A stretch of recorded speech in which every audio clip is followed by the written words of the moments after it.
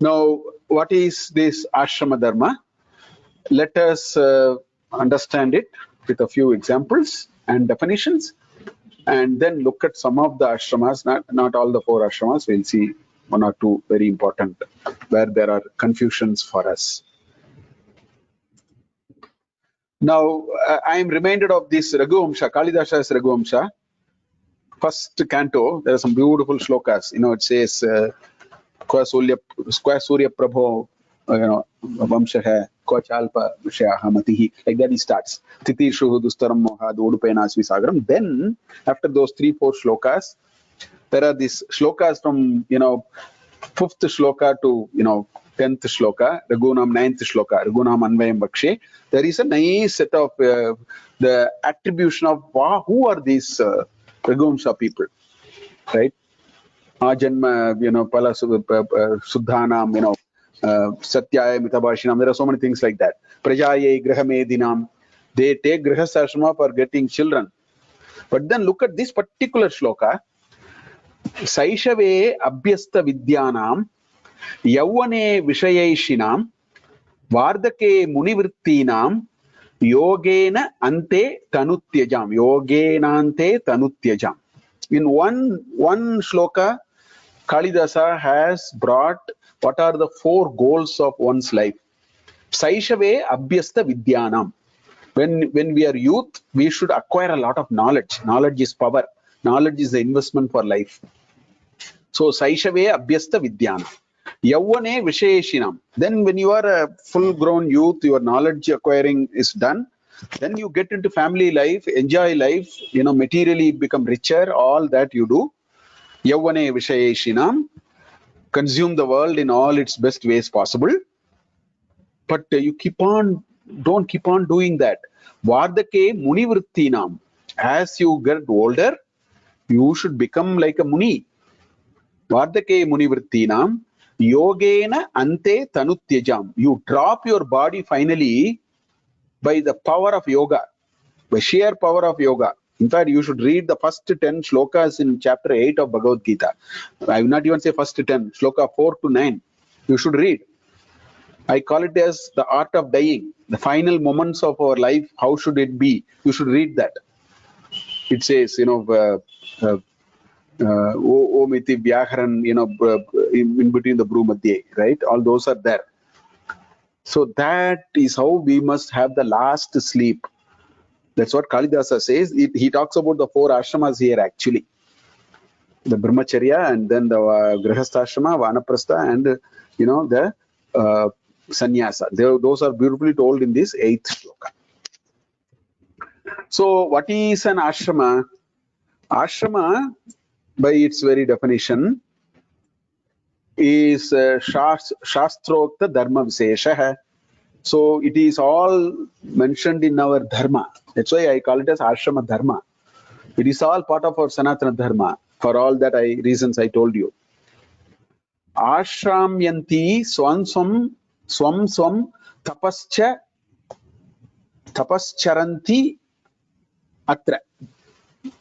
So they stay put and they practice their own tapas. That's why it is called ashrama. Ashramyanti swam tapascharanti atra. In that, positioning themselves in that, they are doing their own tapas. So Brahmacharya is a tapas. Grihasashrama is a tapas. Vardakya, Vanaprastha is a tapas. All that. So Smriti says Brahmacharyam, Garhastyam, which is Grihasthashrama, Vanaprastham, and Samnyasaha iti Smritihi. In Amarakosha, what it says, Brahmachari, Grihi, Vanaprastaha, Bhikshuhu iti Amaraha. So basically, if you take all these ideas and the definitions and so on, what it actually says is ashrama means, it also means, tapasvinam, stalam, matam, all those also mean. So it can be a hermitage, it can be a resting place, retreat, asylum. And that ashramyanti swam tapascharanti atra, that definition also says that you stay put in a place and do tapas, which means it can be a place of temporary parking. Now, ashram is also like that. It's a place of temporary parking. You can't go and occupy a room and live there for years. Ashrams are never meant like that. Ashrams are temporary place for you. So in our life also, there are some temporary positions and we have to keep moving on. But in each position, there is a tapas that we need to do. So that is the meaning of the word ashrama. As I told you, there are 4 ashramas. First ashrama is called Brahmacharya. Brahmacharya is an ashrama of, and if I have to, link it to the modern day, because we also roughly have this today. It is the stage of education. It can go even in our ancient days. It can go from the age of 8 to 20. Today it starts at the age of 1.5 or 2. But in our ancient system, it starts from the age of 8. Garbhashta, or from the Garbha, right? 8 years. So 8 to 12 years of study. If you take 8 to 20, maximum some of them go up to 25. So today also, more or less, we start at the age of 1.5 or 2, put them in a play school, get them out of the house, and then put them in a play school, whatever. But it goes up to 20, 25. So that is the first stage of acquiring useful skills, knowledge, all that. Then the second is Grihastha Ashrama, which is what is called Snatakottara. Snataka is one who is graduated. So Snatakottara. After that, you get married and live in the married life, gainfully employ yourself, have a good run of your professional life and so on. So that the equivalent is the Garhasthyam or Grihastha Ashrama. Now, today we have more or less stopped there. I mean, the funny thing, or I would not even say funny thing, the pity is there are endless advertisements that are coming in some of the TV channels where you have old age homes where they want you to keep on until death. You have to consume only sensory pleasure.